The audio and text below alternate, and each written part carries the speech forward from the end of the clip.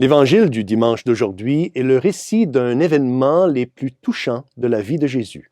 C'est quand le Seigneur Jésus s'arrête près d'un puits, rencontre et convertit une Samaritaine, païenne et infidèle. Oui, Jésus a soif d'âme, même de mon âme, infidèle.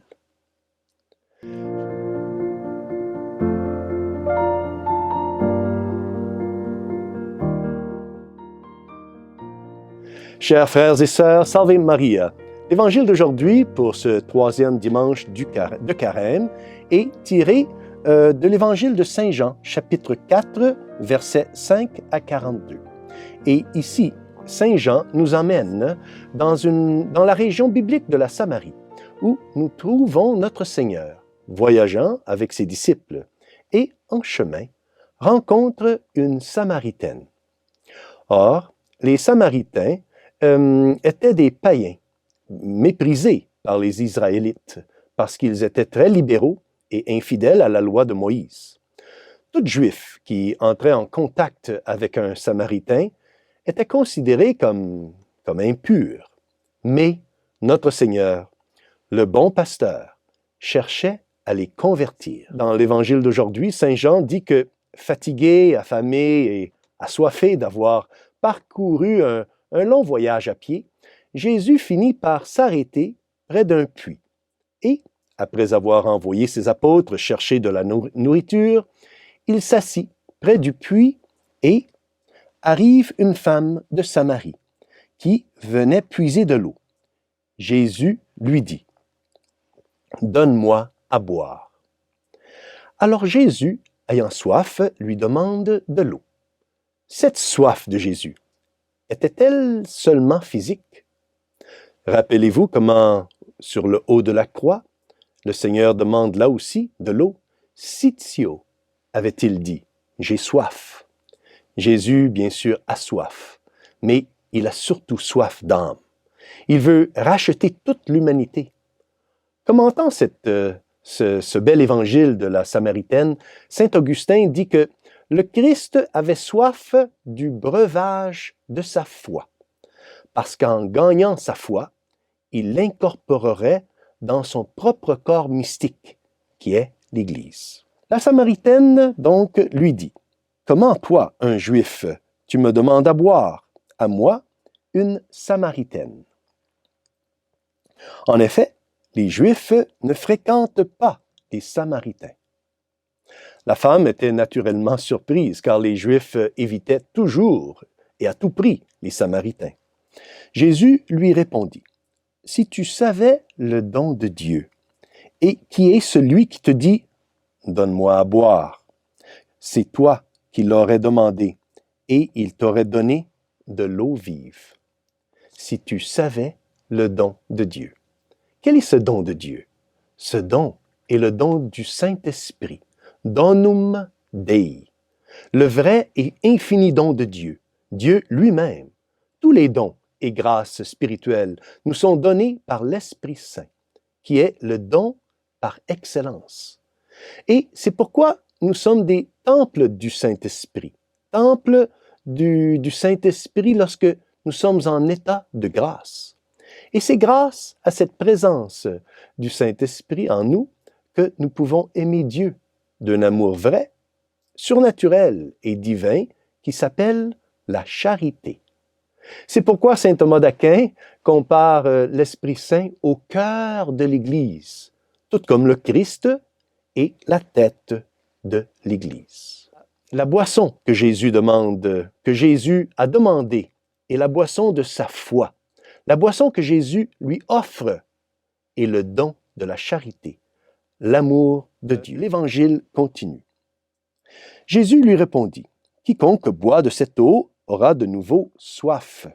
Mais celui qui boira de l'eau que moi je lui donnerai n'aura plus jamais soif. Et l'eau que je lui donnerai deviendra en lui une source d'eau jaillissante pour la vie éternelle. » Voyez comme c'est beau. L'eau sur terre ne peut pas étancher notre soif pour toujours. En fait, rien de cette terre ne peut nous satisfaire, car il y a en nous une soif insatiable. Seul Dieu peut satisfaire cette soif. C'est pourquoi, encore une fois, saint Augustin disait si poétiquement dans ses confessions, « Tu nous as fait pour toi, et notre cœur est agité jusqu'à ce qu'il repose en toi. » Il est en effet regrettable que nous cherchions souvent à satisfaire cette soif, enfin, dans les choses du monde. C'est pourquoi une personne qui recherche les plaisirs terrestres, licites ou même illicites, n'est jamais satisfaite. Il a toujours soif de plus. L'Évangile continue donc de raconter comment cette femme commença lentement à croire en Jésus. Elle finit par lui demander cette boisson qui satisferait toutes ses soifs. Saint Jean Chrysostome explique comment, par étapes, la foi de la Samaritaine commença à naître et à grandir. Elle a d'abord pensé que Jésus était un Juif, qui n'observait pas très bien la loi parce qu'il lui adressait la parole. Ensuite, elle a entendu parler de l'eau vive. Elle a pensé que c'était de l'eau matérielle. Et enfin, finalement, elle crut que c'était bel et bien une eau spirituelle que Jésus lui offrait et qui pouvait apaiser sa soif pour toujours. Alors, le Seigneur commence à lui dire des choses sur sa vie privée qu'il, humainement parlant, n'avait aucun moyen de savoir. Et alors elle perçut qu'il était un prophète. Mais elle ne le considère toujours pas comme son Dieu. Alors notre Seigneur lui dit, « Femme, crois-moi, l'heure viendra, et c'est maintenant, où les vrais adorateurs adoreront le Père en esprit et en vérité. Tels sont les adorateurs que recherche le Père. Dieu est esprit, et ceux qui l'adorent, c'est en esprit et vérité qu'ils doivent l'adorer. L'heure vient, et est maintenant là où nous adorerons le Père en esprit et en vérité. Cette heure est l'heure de notre conversion, de notre sanctification. C'est quand nous nous détournons de tout ce qui nous éloigne de Dieu et que nous tournerons nos cœurs vers lui. Cette heure vient à chaque âme qui cherche Dieu et qui le cherche vraiment du fond du cœur. Mais ce voyage spirituel vers la perfection ne peut jamais se reposer. Attention, ne peut jamais s'arrêter.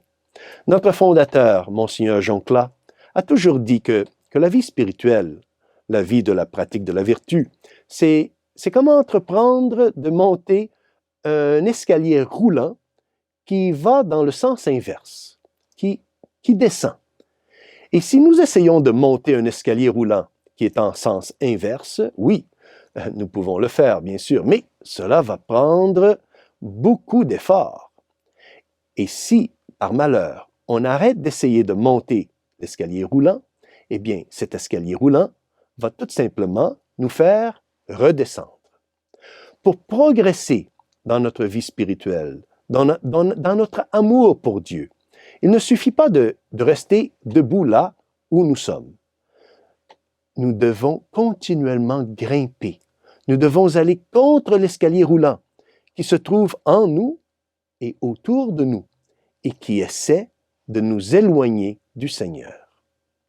Demandons donc aujourd'hui, en ce dimanche, à Notre-Dame, la Mère de la Divine Grâce, de toujours nous aider, de nous guider et de nous conduire sur le chemin de la perfection en agissant, en grandissant toujours dans l'amour pour elle et pour son divin Fils, Jésus.